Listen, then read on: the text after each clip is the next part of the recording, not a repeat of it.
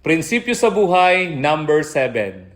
Ang madidilim na sandali ng ating buhay ay magtatagal lamang hanggat kinakailangan para magawa ng Diyos ang kanyang layunin sa atin.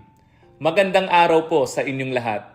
Kung gusto mo ang mabuting bagay mula sa Diyos at nagnanais kang gamitin ng Panginoon at gusto mong maging makabuluhan ang iyong buhay, dapat handa ka. Dahil tiyak na darating ang panahon na daraan ka sa landas ng matinding pagsubok. Ibig sabihin nito, kayang gamitin ng Diyos ang anumang uri ng pagsubok para sa mabuting layunin. Subalit sa kasamaang palad, maraming tao ang nakikita lamang ang pagsubok bilang negatibo at nakakapanghinang sitwasyon, pero hindi mo kailangan maging katulad nila. Dinisenyo ng Diyos ang pagsubok, ano man ang pinagmulan nito, upang maging isang turning point kung saan tayo ay tumatalon ng mas malayo sa ating espiritual na paglago. Hinahayaang manatili ng Diyos ang pagsubok sa buhay natin hanggang sa matupad niya ang kanyang layunin sa atin. Hindi ito patatagalin ng Diyos ng kahit isang segundo kapag natamo na ang kanyang nais. May mga taong halos mawasak dahil sa mga pagsubok. Ngunit meron ding mga natututong tumayo sa katiyakan ng katapatan ng Diyos. Ang mga ito'y puno ng katatagan at lakas, hindi matitinag. Nalalampasan nila ang mga bagyo ng may kumpiyansa, tapang at hindi pinanghihinaan ng loob sa anumang hadlang. Alam na alam nila sa kanilang puso na itatawid sila ng Diyos sa anumang sakit at ilalabas silang mas buo, mas masaya at mas mature sa dulo. Ipinapakita rin po ng pagsubok kung nasaan ang ating pananampalataya. Tayo ba'y nagdududa sa Diyos? O pinasasalamatan ba natin siya sa kanyang katapatan sa gitna ng mabibigat at masakit na panahon? Tiwala ba tayo na hindi niya tayo iiwan o pababayaan? Ang pagsubok po ang pinakatumpak na sukatan ng ating pananampalataya. Ipinakikita nito ang antas ng ating katatagan. Wala ni isa sa atin ang tunay na nakakaalam kung gaano karaming hirap ang kaya nating tiisin hanggat hindi tayo sinusubok. Sa oras na ito, kung nasan ka man, alalahanin mo, naglagay ang Diyos ng hangganan sa lahat ng pagsubok. Dahil ikaw ay anak ng Diyos at naninirahan sa iyo ang banal na Espiritu, alam niya kung gaano ang kaya mong pasanin. Sinabi ng salmista, marami ang kapighatian ng matuwid, ngunit inililigtas siya ng Panginoon mula sa lahat ng ito. Psalm 34 verse 19. At kung paanong naaawa ang Ama sa kanyang mga anak, gayong naaawa ang Panginoon sa mga may takot sa Kanya, sapagkat alam niya kung paano tayo binuo. Kanyang inaalala na tayo'y alabok lamang. Psalm 103 verses 13 to 14. Kapag tayo ay natututo at nagmamature sa gitna ng matinding pagsubok, nalulugod ang Diyos dahil nakikita niya ang katuparan ng kanyang layunin sa atin.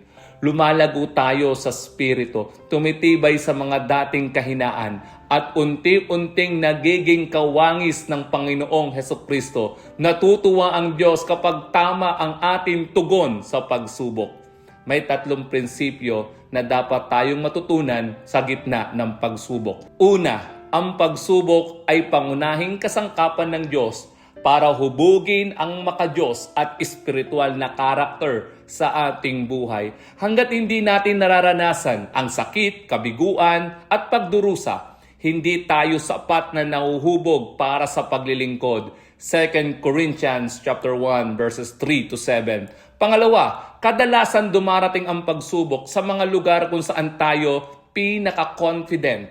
Nais ng Diyos na sirain ang maling akala na kaya natin ang lahat ng mag-isa. Ginagamit niya ang pagsubok para ipaalala sa atin na tayo ay lubos na umaasa sa Kanya. Pangatlo, ang pinakamataas na layunin ng Diyos ay ihubog tayo ayon sa wangis ng Panginoong Hesukristo. Alam niyo po ba, sa pamamagitan ng pagsubok, hinuhubog niya ang bunga ng Espiritu, pag-ibig, kagalakan, kapayapaan, pagpapasensya, kabaitan, kabutihan, katapatan, kahinahunan, at pagpipigil sa sarili. Galatians 5 verses 22 to 23. May mga layuning natutupad ng Diyos sa pamamagitan ng pagsubok. Nakukuha niya ang ating pansin.